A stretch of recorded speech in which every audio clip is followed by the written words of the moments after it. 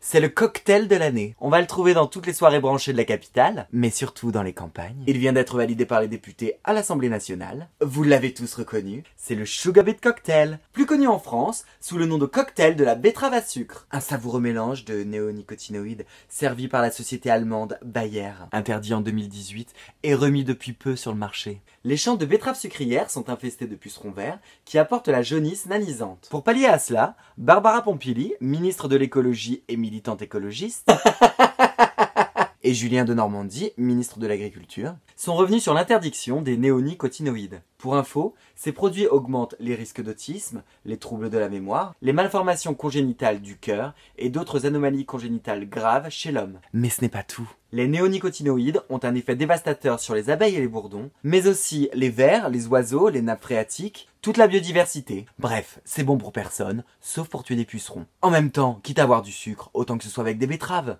Et puis dans d'autres pays, ils le font. Alors pourquoi on le ferait pas? Et puis le miel, ça coûte cher. Oh, et toutes ces abeilles qui volent partout. Ce bourdonnement, c'est pénible. Alors qu'avec la betterave, pas de problème. Merci Bayer, vous êtes vraiment super. Pour ceux qui ne connaissent pas Bayer, c'est une société allemande créée au 19e siècle, spécialisée dans les produits pharmaceutiques et phytosanitaires pour l'agriculture. Ce qui est génial avec Bayer, c'est qu'ils sont toujours prêts à rendre service. L'humain, c'est leur priorité. Par exemple, pendant la Seconde Guerre mondiale, ils ont participé à la production du gaz pour les camps d'extermination. Et en ont profité aussi pour faire 2 ou 3 essais scientifiques non concluants sur des juifs. Chez Bayer, c'est la santé avant tout, avec l'affaire du sang contaminé, des milliers d'hémophiles contaminés par le VIH, avec les pilules contraceptives dites de 4e génération, où les femmes n'ont pas le temps de tomber enceintes, parce qu'elles sont mortes avant d'une embolie pulmonaire. Bayer, c'est l'écologie avant tout, puisqu'il figure au top 100 des pollueurs atmosphériques. Mais c'est aussi l'emploi massif de substances de synthèse interdit par l'Union européenne, sans compter les milliers de procès des personnes atteintes d'un cancer à cause du glyphosate. Ce qui est génial avec Bayer,